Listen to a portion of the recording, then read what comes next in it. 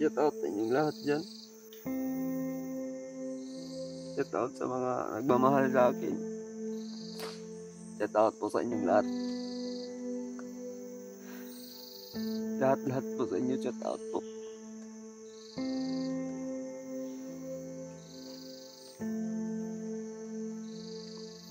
Kaya nagpursige ako lang pumunta dito mga tol, mag-explore. Dahil mayroong mga pangangailangan. Yung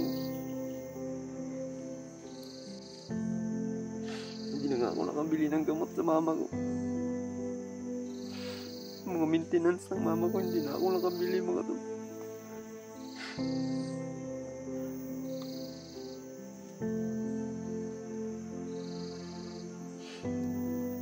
Meron pa yung may-ari ng bahay na binili ko. Dahil hindi ko yan na bayaran ng feed mga tol.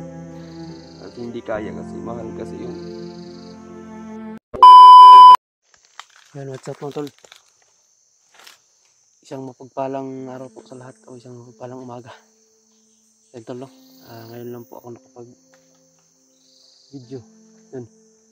Kagabi mga tol, may mga na ano kami ni Romnick na mga bandido na hinahanap nila si Commander Tris, si Ronnie. Hinahanap nila si Ronnie mga tol. Yun. Nakatakas daw, no? Malubha daw yung tama ni Ronnie. Kaya nag-ikot-ikot ako mga tol, baka sakaling masalubong ko. Matulungan ko mga tol. Kasi hindi daw yun masyadong makakalakad. Kaya yun, hinahabol nila. Kaya ako mga tol, sinasalubong ko at pinupuntahan ko yung mga sulok-sulok ba. Para kung sakaling makita ko siya, ay madali kong matulungan. So yun tol, si Romnick mga tol, umuwi na. Hinatid ko kanina, madaling araw. Umuwi na siya para puntahan yung pamilya niya kasi critical din yung pamilya niya mga tol. No, dahil yung pamilya niya hindi makakaano ba. Kailangan ng tulong, no? Kailangan ng alalay dahil lahat ng mama at papa at mama niya na nagka-trouble mga tol, no? Yung papa niya din na makalakad, hindi pa makalakad, yung mama niya na ano, na high blood at muntik na pumutok yung ugat dito sa ulo niya. Hindi nakapagsalita mga tol, no? Hindi maasahan sa pagbantay ng mga kapatid ni Romnick. Kaya si Romnick umuwi muna para pansamantala siya muna ang mag-alaga sa kanyang mga kapatid at sa kanyang mama at papa. So yun tol, isang mapagpalang araw po sa lahat. Shoutout sa lahat-lahat po ng ating taga-subaybay dyan. Shoutout kay Tita Amy. Ayan, shoutout po kay kay Mama Amy. Ayan, shoutout po kay Tita Bilma. Shoutout kay Mama Corazon Raboy. Shoutout po sa mama. At saka kay Ate Mia. Shoutout po. Dami ng problema. Nayak talaga ako sa problema tol. Patuloy pa rin tayo.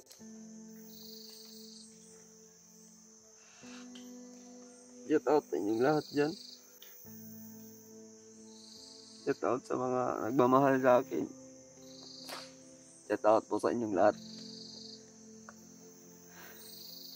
Lahat po sa inyo, shout out po.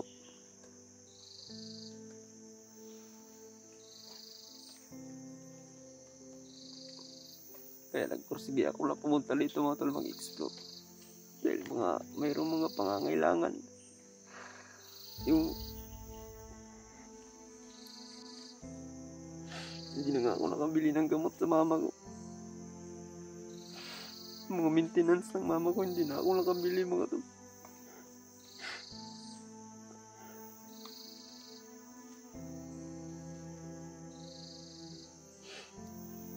Meron pa yung may-ari ng bahay na binili ko.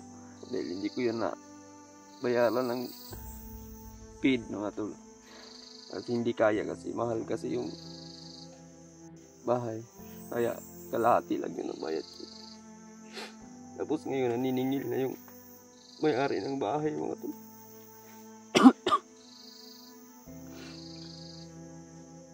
Sabi yung problema ngayon.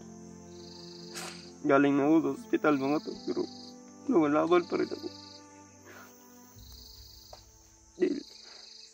May pamilya ako eh. May pamilya ako mga tol. Kailangan kong bumangon. Kahit hindi pa kaya ng katawan ko mga tol. Kahit sobrang sakit pa ng katawan ko, galing pa ako sa ospital. Pero bumangon na po ako mga tol. Para mo sa pamilya ko. Nabuti na yung mama at papa ko mga tol, may mga sakit pa.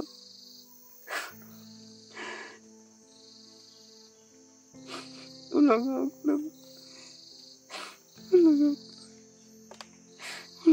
naiwan sa kanila. Sinasabihan ko na lang yung mga magulang ko.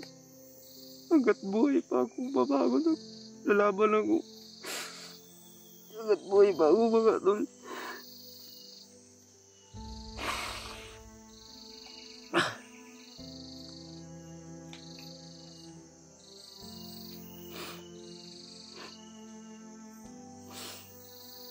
May awa pa rin lang Diyos.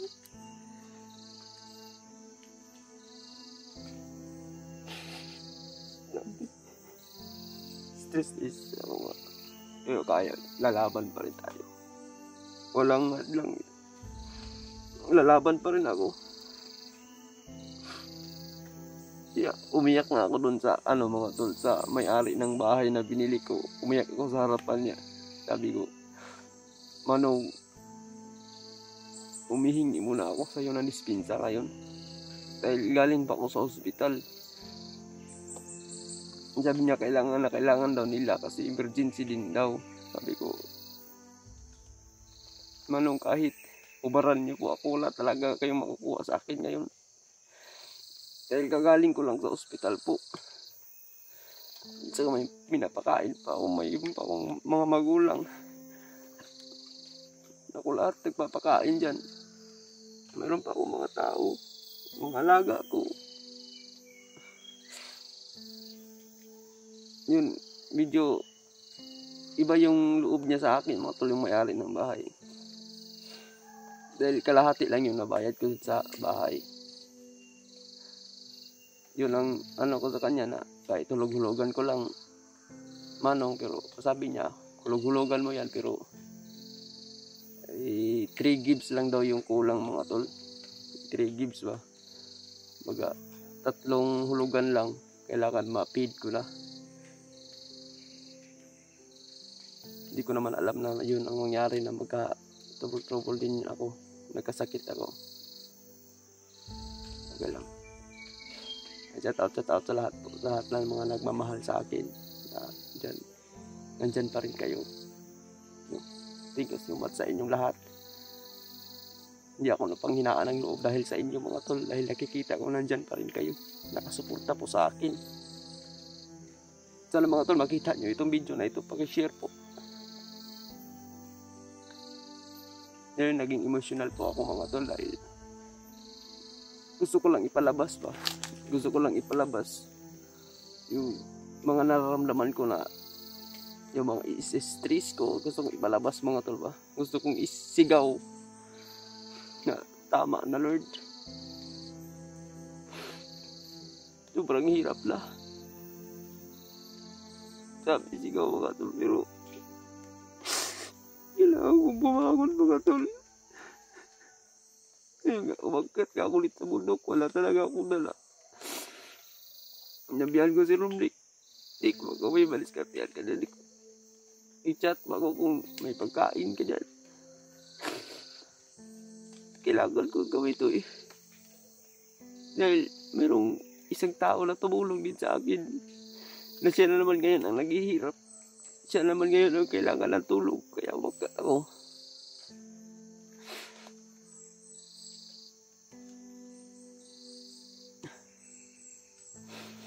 Kung naano nyo mga tol na wala na akong masyadong upload dahil sa stress at problema ko na paano ko malulugtasan to. Darating din ng panahon na makakaya ko to lahat. So tol, thank you so much po. Pasensya na po kung naiyak po ako sa harapan ninyo. pinapalabas ko lang talaga yung mga nararamdaman ko mga tol. Pinapalabas ko lang talaga. Kaya thank you so much sa inyong lahat dahil nandyan pa rin kayo nagdasal sa akin. Kaya shout out po sa inyong lahat, kay Ate Rosie, kay Ate Mia, shout out po sa inyo. Sa lahat po, lahat, shout out sa inyong lahat. Kay Ate Sara, kay Ate Ula, sa lahat po, kay Ate Lynn, kay Jeep Alvarado, thank you so much po. Ate Lynn, sa mga kasama na Ate Lynn dyan, thank you so much po sa iyo. Yung tulong Ate Lynn sa suporta, lahat po, kay Pastor, shout out po sa inyong lahat. Kailangan ko talagang maghanap yun si Ronnie. Dahil alamin ko kasi may kapatid daw siyang special child na dinukot din, no? At ginawa daw nilang pinaglaruan daw ng mga bandido. Sabi. Naiyak talaga ako sa mga tol. Pero okay lang mga tol. Laban pa rin ako. Hanggang dulo, nalaban tayo. Mahal na mahal ko kayo mga tol. Pangalawang magulang ko na kayo. Dahil mga payo ninyo, akala nyo, inaano ko yan. Pero dinidibdib ko yung mga payo nyo mga tol. Anong dapat gawin? Mahal na mahal ko kayong lahat. Dito lang po magtatapos ng video na ito mga tol. Abangan nyo lang po yung mga susunod na mangyayari. Thank you so much sa inyo. Mahal na mahal ko po kayong lahat mga tol. I love you all sa lahat po. Pasensya na po sa inyong lahat. Umiyak po ako. Mahal na mahal ko kayong mga tol. I love you so much sa inyong lahat.